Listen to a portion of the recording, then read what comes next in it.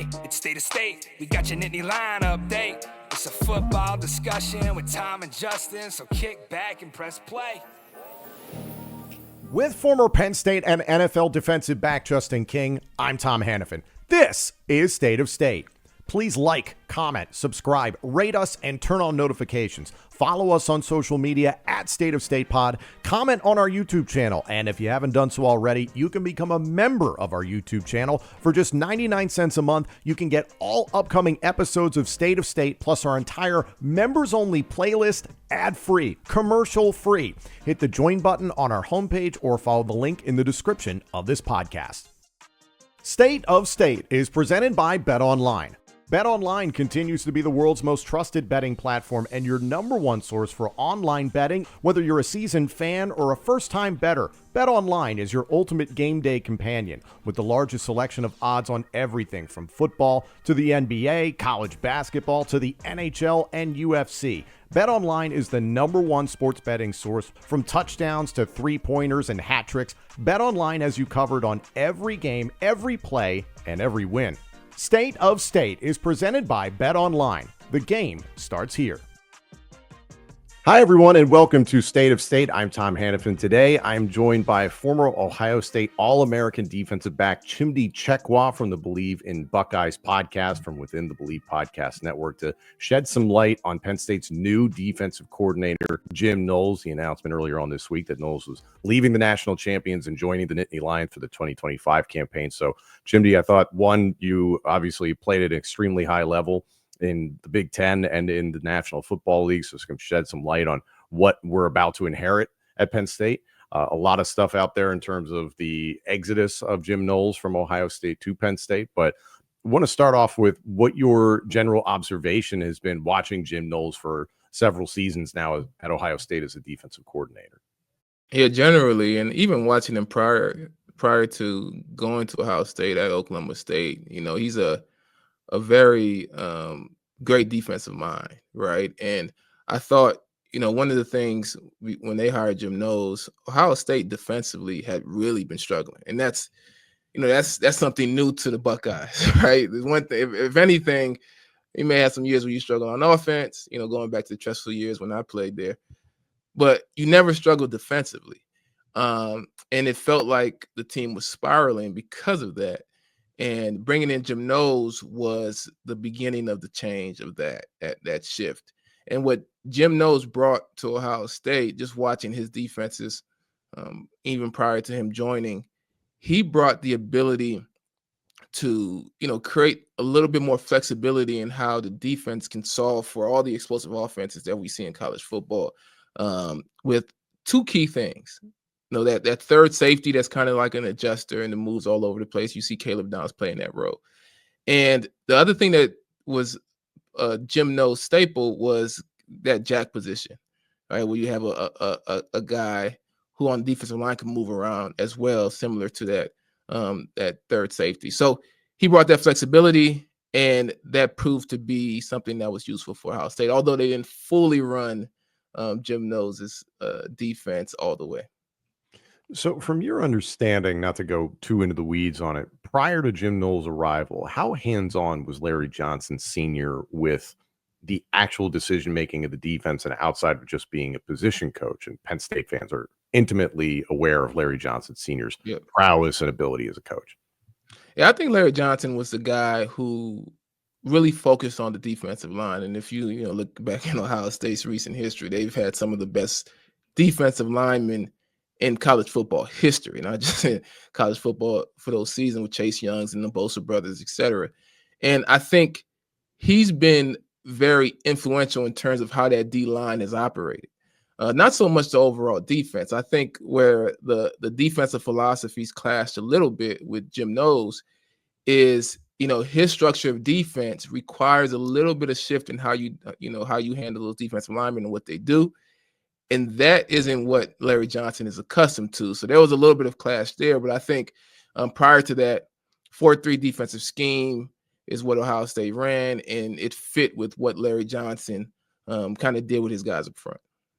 One thing I was so impressed with watching some of the film on Knowles, and especially this Ohio State defense as the college football playoff unraveled, was seeing the ways that Jim Knowles scheme things up to put the offensive line and the pass protection in conflict. And you constantly hear the old cliche of great protection beats great coverage. But if you can mess up the protection, then you're going to give your coverage a better opportunity and maybe a better chance to get to the passer. Yeah. What is it about Knowles and the way that he puts the pieces together what is he looking for specifically to your eyes? Yeah, I think what Knowles is able to do is create movement and flexibility in terms of where guys are coming from and where guys end up, if that makes sense, right? So on the defensive line, I think early in the season, prior to the Oregon game, we weren't doing a lot of what Knowles is accustomed to doing up front. A lot of the rushes were predictable, and it's not a huge thing when you have a Chase Young, right? You have a guy who can just beat one, beat Erases a two, lot right? of things, yeah. Yeah, but what was happening was, with the predictability, you're able to scheme up the defense. Post Oregon game, I thought we had more of a Jim Knowles style defense where you got a little bit more movement. And now you still end up with JTT or Jack Sawyer in a one-on-one, but these one-on-ones are created because the offensive line can't, initially identify where these guys are coming from or where these guys are going to end up. And now you allowed some of that talent to come into play and make the offensive line, force them to not know where everybody's coming from. So I think, what Jim Knowles brings is a little bit of innovation from a defensive standpoint, and keeping the offense a little bit more on their heels, or guessing a little bit more, and then have to handle the talent that's on the other end. You mentioned a lot of the great defensive line talent that Ohio State has had for a long time, and going back quite a ways, but still Jack Sawyer and JT Tuimoloau obviously benefiting from that this past season. In your observation, is there a specific position that Jim Knowles really can amplify? Is it linebacker? Is it safety? Is it defensive line? Or is he kind of the type of person who's like, hey, I'll work with what you give me and I'll make the personnel the best it can be? Yeah, without question, it's kind of that hybrid safety linebacker position, and then also, kind of that hybrid linebacker defensive end position. Those two are key in the Jim Knowles defense that really creates the versatility of the entire defense, right? So we had Caleb Downs this year, who I thought was huge to be able to fully to get the full potential of what Jim Knowles is trying to do defensively, because a guy like Caleb Downs, he really can play like a linebacker, but he has the athleticism, the quickness, and the movement to be a safety. He's obviously a safety, right? But his ability to close space and fill gaps like a backer made it very, very difficult on offenses, because he's sitting back there maybe at 10 yards and you're not counting him in the run scheme, but he's filling the B gap, right, before you even get a chance to get to the line of scrimmage. So that guy, he can really amplify, a really talented safety type play. And then in the same way, a guy like Abdul Carter, who's be moving on, thank God. Yeah. For you guys, not for us. So thank God for us, for Ohio State. Yeah. A guy like that who you can get moved around. Think about a Micah Parsons type player, who you can move around and you don't know where the pass rush is coming from. You don't know where he's rushing. You don't know if he's dropping the cover. You don't know if he's going to end up being the spy. That's the level of disruption that type of guy can bring when the offense can't truly game plan for him. We can't truly scheme up how we're going to chip and do those things. That's what Jim Knowles does, and it creates a level of sophistication defensively that it's really hard to game plan for. You mentioned the three safety element, and Penn State fans, they're very well aware during the 2023 season, Manny Diaz, as the defensive coordinator, really liked that three safety system. That was the intention with Tom Allen going into 2024. Had KJ Winston not gotten injured so early in the season, you probably would have seen a lot more of it. But that's been the feeling from James Franklin's staff, as they want to lean into more of a three safety look. Will Penn State have the depth of that position? You got to find out, because Jalen Reed and KJ Winston are off to the NFL draft. You retain Zakee Wheatley. You get King Mack back from Alabama after having been at Penn State, then going to Bama, then coming back. DeJuan Lane is another guy at safety. So, and you mentioned Abdul Carter going off to the National Football League. That leaves an enormous void at the defensive end spot opposite Denai Dennis Sutton. So I think it's curious to hear that three safety conversation, because I think that could really be beneficial for the way Penn State plays. But they do like, to your point, that Jack / Penn State will refer to it as like a lion position. Jalen Reed was kind of that safety linebacker hybrid. But in your experience, you talk about that pressure coming from different places and trying to keep the defense guessing. You know what you have at Penn State and Denai Dennis-Sutton and Zane Duran at defensive tackle. The rest of the defensive line, there's going to be a lot of competition here in the offseason. So do you have expectations that Jim Knowles is going to lean heavily on those two that I just mentioned, Denai Dennis-Sutton and Zane Durant? Or is it like, hey, I'm just going to create kind of a Frankenstein monster of pieces here and go after you? Yeah, I think he's going to – I think one thing that Knowles, and Knowles is about 60 years old at this point. He's been coaching football for a long time. But I think he learned a little bit more coming to Ohio State, because what was different at Ohio State than Oklahoma State is that you didn't have to run a specific system because you didn't have the athletes, right? You weren't more scheme than player. You're more player than scheme. And I think it's going to be the same way with Penn State. It's like, who do we have, right? And based on the players, I can adapt a scheme to fit the players in the situation, in game plan for the type of team I'm playing against. And I say that specifically because there was somewhat of a clash between Larry Johnson's style and Jim Knowles' style. And they were able to, at some point, bring the two together where you didn't see a fully Jim Knowles. We didn't really use a jack position, but we did use guys like Jack Sawyer and JTT moving in the same way as a typical jack position that Jim Knowles would like. So what he was able to do is learn that, one, coming to Ohio State, maybe I don't need my full approach. He probably would have liked it. I don't know whether there was probably some tension there, Sure. but I can adapt. And then also game to game. If we're playing Michigan, hey, maybe we want to take that third safety out and really bring a guy closer to the box, because these guys get off the ball. Notre Dame, these guys get off the ball. And we don't want to risk coming from depth. But, you're playing more of an air raid type team, like on Ohio State. Maybe we can utilize that and really match up personnel and try to get rid of or solve for some of the RPO type pass game that you see around college football. State of State is a proud supporter of Blue White Outfitters. Blue White Outfitters was created as a retail shop meant to highlight the confidence, competitiveness, and fearlessness of the elite athletes found throughout the history of Penn State University. Check out their Lockdown U and Lawn Boys merchandise today. All sales from Blue White Outfitters directly benefit Penn State student athletes. Also, official State of State merchandise is available now. Support the show and grab State of State t-shirts, hoodies, hats, and more. Visit www.bluewhiteoutfitters.com today. We talk about it a lot on this show. It's Jimmy's and Joe's, not X's and O's. Penn State is very blessed at this point in time with the X's and O's being pretty well shored up on the offensive and defensive side of the ball, especially getting Jim Knowles. From what you're aware of the Penn State defense, obviously your focus is Ohio State football, but from what you're aware of the Penn State defense going into 2025, how do you feel about what Jim Knowles is inheriting in Happy Valley? Yeah, I always say I never look at Penn State and ever think they have a defensive issue. I mean, there has been times where, up front or in the run game, I anticipated them to be better in some of the big games than they were, just getting, big time stops when needed. But aside from that, I expect Jim Knowles is going to inherit a group of guys that can really get after it. And I think one thing that he wasn't really allowed to do at Ohio State as much that he'll likely do at Penn State is be a little bit more aggressive defensively. Now, depending on how you prefer defense, that may be a good thing or a bad thing, right? But, Jim Knowles is known for sending some of those pressures, going zero blitzes, and trying to create something defensively, trying to get a big play on the defense, create a sack fumbles, etc.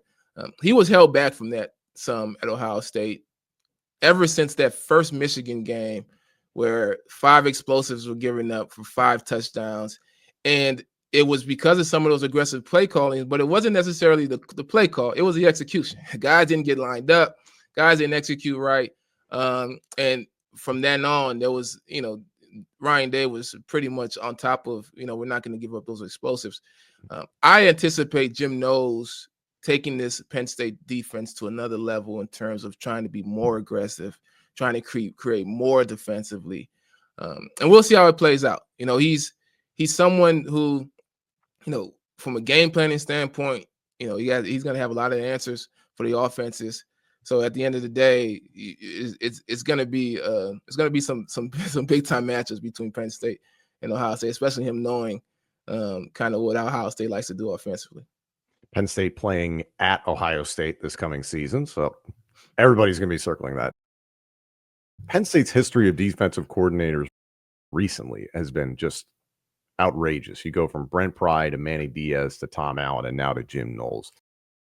To kind of give an idea to Penn State fans, would you say that Jim Knowles is maybe a little closer to what Manny Diaz's style of defense is? Yeah, I would say that it's a lot closer to a Manny Diaz style defense, and that's, to me, that's what this hire, because initially it was surprising that this even happened, right?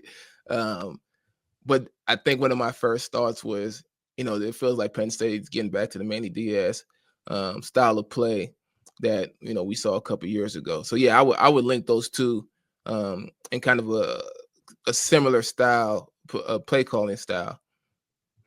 And being as unbiased as you possibly can be, now adding Jim Knowles to its staff, Penn State gets to the Final Four of the college football playoff in 2024. Now in 2025, there are plenty that believe Penn State could credibly win the national championship. Nothing's a guarantee now just because you hired Jim Knowles, but the pieces that Penn State has returning in 2025. What do you think about Penn State's prospects to credibly compete for the national title next year? If I'm being 100% honest, I say this all the time about Penn State.